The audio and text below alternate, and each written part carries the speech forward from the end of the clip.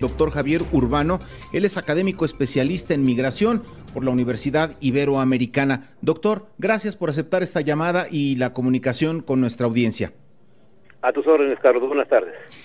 ¿Cómo entender un fenómeno que no nace ahora, que sabemos que la pobreza, que la violencia, la inseguridad, si bien se ha recrudecido, bueno, tiene décadas ocurriendo en Centroamérica, el flujo de centroamericanos que cruzan por territorio nacional, que van a bordo de estas célebres historias tristemente célebres historias de la bestia, el ferrocarril que los llevaba por la costa del Golfo de México y los acercaba a esa frontera, Tamaulipas, hacia Nuevo León. Doctor, pero el momento actual, esta caravana en particular de hondureños, guatemaltecos, salvadoreños, pero fundamentalmente de personas que provienen de Honduras, el contexto en el que está México, inmerso en una transición administrativa entre dos sexenios, y un personaje como Donald Trump en la frontera norte, con un lenguaje y actitudes belicosas, muy agresivas. ¿Cómo entender, cómo observar este fenómeno? ¿De qué se trata? ¿Es uno más o es una inflexión en algo que estamos, la ACNUR, Naciones Unidas, interviniendo o prestando esta ayuda por vez primera a nuestro país en la frontera sur? De repente parecían noticias lejanas, ¿no? Como que de otros lugares, de África, de Europa, y hoy lo estamos viviendo, hoy en la frontera sur de nuestro país, doctor. Así es, Carlos, y ser muy enfático. De base, tu auditorio tiene que entender, reflexionar sobre que las causas no han cambiado. Tú bien lo dijiste: pobreza, exclusión, problemas de acceso a los bienes, problemas de alimentación, reclutamiento de niños para crimen organizado. Es decir, las causas, las raíces de la migración no han cambiado.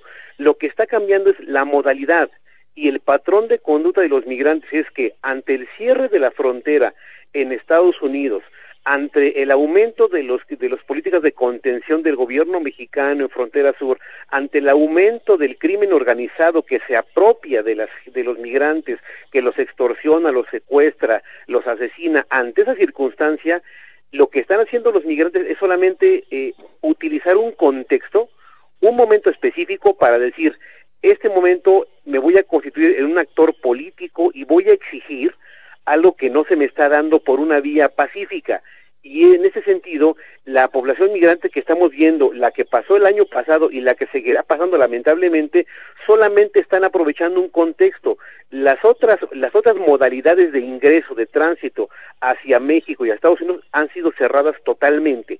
Por tanto, el migrante está aprovechando una coyuntura, los eventos vinculados, por ejemplo, al Foro Social Mundial de las Migraciones y a los movimientos anuales de madres de desaparecidos centroamericanos que buscan a sus hijos en el tránsito en México, están aprovechando ese contexto porque, reitero, se les ha cerrado todas las puertas para que ellos en forma normal, legal y regulada puedan pasar. Esto no se puede y por tanto aprovechan esta coyuntura. Y bien lo dijiste, Carlos, no habíamos tenido ese momento en donde incluso organismos internacionales habían tenido que contemplar la posibilidad de intervenir, pero esto ya se está viendo en el Mediterráneo, se ha visto en la frontera de Nueva Zelanda, Papúa Nueva Guinea y Australia, y lamentablemente se elevan tanto los problemas en Latinoamérica, Venezuela, Nicaragua, los problemas de tránsito africano, que evidentemente se complejiza tanto la migración, que evidentemente los migrantes están diciendo: este patrón emergente de movilidad conjunta de grupo puede ser uno de los elementos que lleven a que los gobiernos nos tomen de una vez en cuenta y que no nos miren como una entidad ajena a nuestra política pública. Y en ese sentido, decirte que no hay un quiebre y no hay un cambio de época. Lamentablemente las propias causas de origen siguen vigentes y ahora lo que único que cambia es la modalidad de la movilidad migratoria de estas personas. Me parece, doctor Javier Urbano, que de repente el país enfrenta una situación inédita en esa circunstancia, pero que lo pone de frente en una disyuntiva. El Instituto Nacional de Migración, la propia Secretaría de Gobernación, por su parte, dicen: México da acogida, recibe y le da la bienvenida a todo aquel que entre bajo las normas regulares, un visado, y si no es con una visa, entonces con una solicitud de refugio, en fin, abre una serie de modalidades. Pero la realidad los rebasa y se dice: bueno, de estos 4,000, 5,000, 6,000 migrantes que están esperando el momento de cruzar, pues no traen visa y las solicitudes de refugio, de asilo político, en fin, se llevan semanas enteras en poderse resolver. ¿Qué hacer y cómo procesar el tema de tener campamentos de refugiados? Los hemos tenido siempre, pero no de este tamaño, no de esta magnitud, y las presiones, ¿no? Para saber si México lo que tiene que hacer es ser muy enfático, muy enérgico en decir, aquí sin visa no pasan, o por el otro lado, el decir, bienvenidos hermanos, tomen techo, agua, alimentos, asistencia médica, en lo que se resuelve la situación, pero un tema de humanidad obligada. Sin duda, Carlos, la oferta del gobierno mexicano, es decir, los anuncios sobre libre tránsito, sobre las facilidades para pasar, e incluso el anuncio del próximo presidente de buscar alternativas de empleo para migrantes, ética y moralmente es impecable y es inatacable. Es decir, sería un ejemplo para el mundo si México lograra. Ahora el tema, lograrlo, es de una altísima complejidad, y voy al primer tema. Se dice dar empleos al migrante cuando llegara aquí. El tema es qué tipo de empleos, con qué objetivos el empleo, y si esto no va a reproducir en un futuro esquemas de explotación que ya sufren muchas poblaciones en este país, poblaciones indígenas, por ejemplo. Es decir, el tema es que vamos a incluirlos en el grupo de los explotados, ahora un grupo no nacional. Es un problema que no se ha entendido.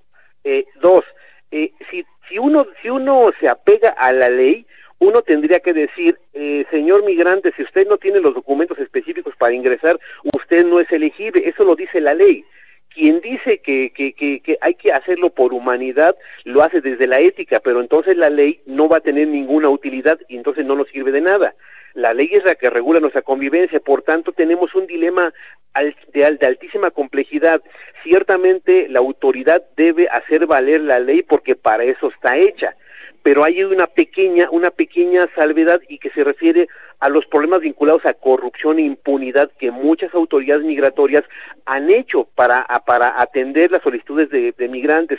Cito casos en los cuales se pide dinero, se extorsiona a los migrantes para que ellos, a partir de que den dinero o algún tipo de prebenda, reciban algún beneficio de la autoridad migratoria.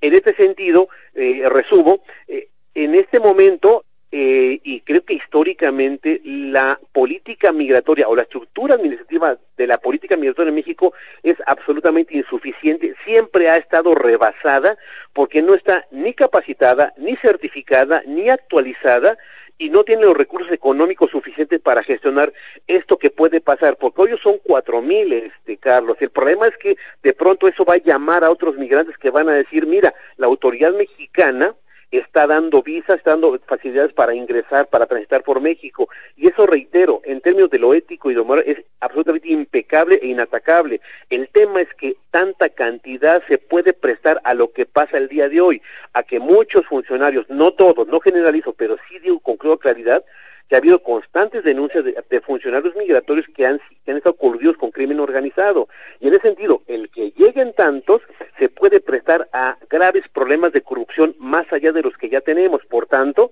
resumo, creo que ese lanzamiento de este anuncio, sin medios de por medio, sin personal capacitado, certificado, lo que puede hacer es no mejorar las condiciones de estas personas, sino agravarlas, amén de que no sabemos si hay certeza de que el gobierno de Estados Unidos, más allá de las declaraciones de Trump, decida eventualmente, como pasó el año pasado, recibir a los candidatos elegibles para la protección internacional. Eso no lo sabemos. Por tanto, estamos anunciando una protección nosotros en México, pero con la incertidumbre de lo que vaya a decir el gobierno de Estados Unidos. Por tanto, tenemos un problema de falta de capacidad.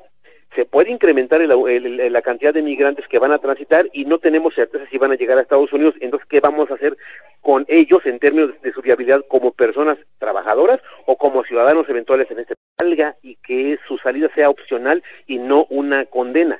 Y en ese sentido, creo que la lectura de México debe ser, tenemos que hacer un esfuerzo mucho mayor para que esto no pase y que logremos radicar a los migrantes a partir de cooperación para el desarrollo, para que la gente no tenga que salir y no tengamos que padecer todas estas presiones que tenemos a nivel internacional. Creo yo entonces en ese sentido que falta una lectura mucho más de largo plazo y creo que estamos en una oportunidad esta caravana es una oportunidad histórica para releer, para tener una lectura novedosa y vanguardista de cómo debemos atender a estas personas, no esperando que pasen, sino con las expectativas que eventualmente ya no tengan que salir porque hemos hecho una inversión para que ellos tengan que quedarse en sus regiones de origen. Creo que en eso México sería vanguardia si pudiera lanzar una iniciativa de este perfil.